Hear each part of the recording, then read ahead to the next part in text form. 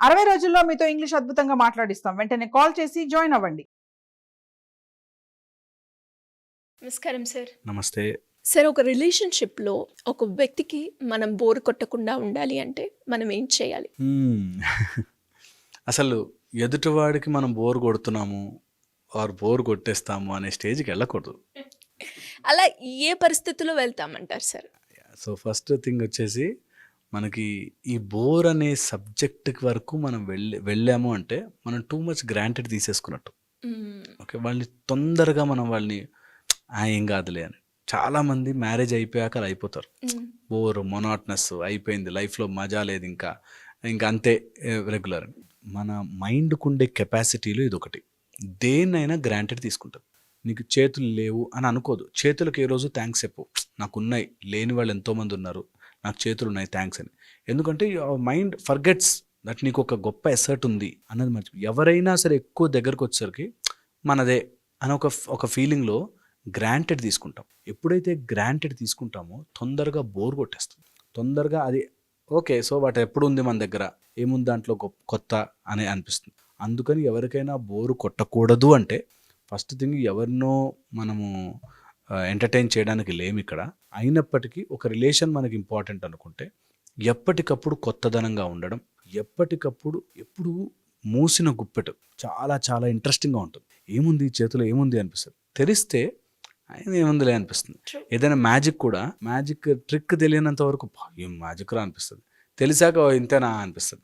అందుకని ఎప్పుడూ కొత్తదనం ఉండాలి అనుకుంటే very very important that you maintain some kind of ఆ సర్ప్రైజ్ ఎలిమెంట్ మన లైఫ్లో ఉండాలి. సెకండ్ వచ్చేసి మనకి మనం బోర్ కొట్టాలి. మనకి మనం బోర్ కొడితేనే కొత్తగా మనని మనం ఆవిష్కరించుకోగలం. ఎప్పుడైతే మనకి మనం బోర్ కొట్టమో మనం ఎప్పుడు అలా రొటీన్గా ఉండిపోతాం. So we have to keep on evolving. అంటే పాతది మనకి బోర్ అయిపోవాలి, అప్పుడే కొత్తది వస్తుంది, అప్పుడే ఇన్నోవేటివ్గా ఉంటుంది, అప్పుడే లైఫ్ కూడా బాగుంటుంది. సో మనకి మనం బోర్ కొట్టి తీరాలి. ఓకే, మనం ఇంప్రూవ్ చేసుకోవాలి. తొందరగా బోర్ అయిపోవాలి. యాక్చువల్గా తొందరగా బోర్ అయ్యి కొత్తదనం కోసం ట్రై చేయడం స్టార్ట్ చేయాలి. బోర్ అయిపోయింది అలా కూర్చుండిపోయాం కాదు, కొత్తదనం కోసం ట్రై చేయడం నేర్చుకోవాలి. Okay, third and the most important, ఒకవేళ ఎవరికైనా బోర్ కొడుతున్నాము అంటే ఎందుకో కారణం కనుక్కోవాలి. ఎమోషనల్గా ఎప్పుడైతే వాళ్ళ మీద బర్డెన్ అయిపోతామో బోర్ కొట్టేస్తాం. ఎమోషనల్గా ఎప్పుడైతే లైట్ అవుతామో బోర్ కొట్టాం. అంటే మనం వెళ్ళినప్పుడు వచ్చాడ్రా బాబు అని అనుకున్నప్పుడు బోర్ కొట్టేస్తాం తొందరగా, వేస్ట్. ఇంకా ఒక టైప్ ఆఫ్ విరక్తి వచ్చేస్తుంది.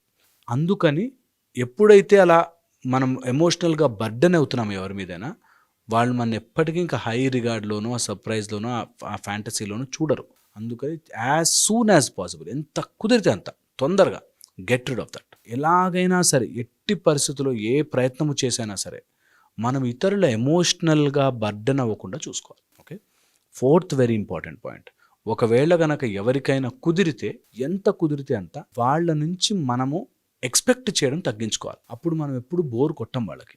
లేదనుకో ఎంతసేపు ఎక్స్పెక్టేషన్, నువ్వు ఇలా ఎందుకున్నావు, నువ్వు అలా ఎందుకున్నావు, నువ్వు ఇలా ఎందుకు, వాళ్ళు ఏ చేసినా బాగుంది అనే ఫీలింగ్లో ఉన్న వాళ్ళకి ఎక్కువ చేయాలనిపిస్తుంది. ఓకే, ఎప్పుడిదేనా అన్నట్టుగా ఉన్నవాడికి ఇంకా అసలు చేయబుద్ధి కాదు. అందుకని వాళ్ళ నుంచి ఎక్స్పెక్టేషన్ ఎంత తగ్గించుకుంటే అంత మంచిది. ఓకే, అండ్ అబ్జర్వ్ చేస్తే అంతా మన చేంజెసే చెప్తున్నాను, అవతల వాళ్ళ మీద చేంజెస్ చెప్పట్లేదు. ఎందుకంటే బోర్ అనేది నీకు అనిపిస్తుంది, ఇలా ఎందుకున్నాడు, అలా ఉంటే బాగుండే అని.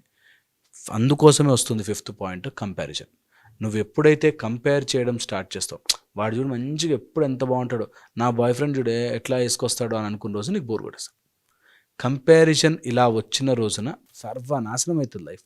సో ఎప్పుడు కూడా మనిషిని ఆ రూపంలో కంపేర్ చేయకూడదు. అలా ఉండాలి, ఇలా ఉండాలని ప్రెషరైజ్ చేయకూడదు. అలా ఉంటే ఇలా బాగుంటుంది అని చెప్పి నీ లోపల ఎక్స్పెక్టేషన్ పెంచుకోకూడదు. ఈ కంపారిజన్ అనే రోగం నుంచి త్వరగా బయటపడిపోవాలి. ఓకే, సిక్స్త్, నీ ఫ్యాంటసీ, నీ ఎక్స్పెక్టేషన్కి వాళ్ళు రీచ్ అవ్వాలి అనుకుంటే బోర్ కొడతారు. అలాంటి బట్టలు వేసుకోవాలి, అలాగుండాలి, అలా మాట్లాడాలి, కొంచెం ఇలా చేస్తే బాగుంటుందని నువ్వు ఎప్పుడైతే హై ఫ్యాంటసీలో పెట్టుకున్నావో అవ్వదు. సినిమాల్లో చూసి ఒక ఆవిడ, మా ఆయన ఇంటికి వచ్చేటప్పుడు మల్లెపూలు కూడా తీసుకురాడండి, నాకు బోర్ కొట్టేశాడు అన్న టైప్లో మాట్లాడుతుంది. పాయింట్ ఏంటంటే, ఎగ్జాంపుల్ మల్లెపూలు అని చెప్తున్నా, ఎగ్జాంపుల్ మీనింగ్ అది. ఆ ఉద్దేశం ఏంటంటే, నువ్వు ఎప్పుడైతే సినిమాటిక్గా ఉండాలి లైఫ్ అని అనుకుంటామో తొందరగా బోర్ కొడుతుంది. ఓకే, ఎవరో ఇట్లాగే ఇయర్లీ వన్స్ ఒక ఇంటర్నేషనల్ ట్రిప్, 6 monthsకి ఒకసారి ఒక నేషనల్ ట్రిప్, తర్వాత వీకెండ్ సినిమాలకి, అలా ఎప్పుడైతే నువ్వు రెగ్యులర్గా ఇలా ఉండాలి అని అనుకున్నావో నీకు ప్రెషర్ అయిపోతుంది, తొందరగా బోర్ కొట్టేస్తారు, తొందరగా యూ విల్ మిస్ ఇట్. అందుకని న్యాచురల్గా లైఫ్లో ఉండే ఎక్స్ప్రెషన్ని రానివ్వాలి. ఓకే, అండ్ ఎప్పుడు ఎంత కుదిరితే అంత కలిసి ఉన్న క్షణాలు చాలా గొప్పవి అన్నది రియలైజ్ కావాలి. మనం ఉండడమే, ఇది మనకు ఉండడమే, నా చేతులు ఇలా బాగున్నాయి, నా కాళ్ళు ఇలా ఉన్నాయి, నాకు ఇలాంటి బుర్ర ఉంది, ఇలాంటి జీవితం ఉంది అంటేనే థ్యాంక్ యూ చెప్పుకోవడం రావాలి. అప్పుడే బోరు కొట్టం. లేదనుకో ఎంతసేపు ఇంకేదైనా జరిగితే బాగుండు అనే ఫ్రస్ట్రేషన్లోకి వెళ్ళిపోతాం. సో నీలో మార్పులు రావడం కోసం బోర్ కొట్టించుకుని ఫ్రెష్గా మనని మనం ఆవిష్కరించుకోవాలి. At the same time opposite విషయానికి వస్తే ఏది ఉందో అది సంతృప్తిగా ఉండడం ఒక మంచి అలవాటు. సో సంతృప్తిగా ఉండాలి. ఇవి గనక ఫాలో అవ్వగలిగితే ఈ టిప్స్ హెల్ప్ చేస్తాయి. ఖచ్చితంగా లవ్వింగ్గా ఉంటుంది లైఫ్. ఎప్పుడు బోరు కొట్టి అయినా బ్రేక్ తీసుకోండి. ఒక 5 to 10 days వాళ్ళతో మాటలు తగ్గించండి, ఆటోమేటిక్గా మళ్ళీ కొత్తగా అనిపిస్తుంది. ఓకే, ఎప్పుడైతే ఆ బ్రేక్ ఉండదో చాలా ఇబ్బంది పడతారు. అందుకే మనకి పుట్టింటికి వెళ్ళరండి. ఒకప్పుడు ఎట్లా ఉండేదంటే నువ్వు రోజు ఉంటున్న బోర్ కొట్టేస్తుంది, పుట్టింటికి వెళ్ళరా కొన్ని రోజులు, లేకపోతే సేమ్ వంట చేసి పెడుతుంటే బోర్ కొట్టేస్తుంది, మార్చు. So you change, you evolve yourself, only then you will be able to appreciate that presence. లేనప్పుడే దాని విలువ తెలుస్తుంది, ఉన్నప్పుడు తెలియదు. సో అందుకని ఉన్నదాన్ని అప్పుడప్పుడు బ్రేక్ ఇచ్చి, మనకు ఉపవాసాలు అప్పుడే తిండి విలువ తెలుస్తుంది. ఉపవాసం చేస్తే ఓ రోజు మనకు కడుపులో మాడితే ఓహో ఆకలి ఇంత ఇంపార్టెంట్ రా, నాకు తిండి దొరుకుతుంది చాలా ఇంపార్టెంట్ రా అని తెలుస్తుంది. సో అందుకని అబండెన్స్ లేకుండా, ఆ అబండెన్స్ని మనం మిస్లీడ్ చేసుకోకుండా దాన్ని హ్యాపీగా ఒక బ్యూటిఫుల్ రిలేషన్షిప్గా తీసుకెళ్తే బాగుంటుంది. Great sir, thank you so much.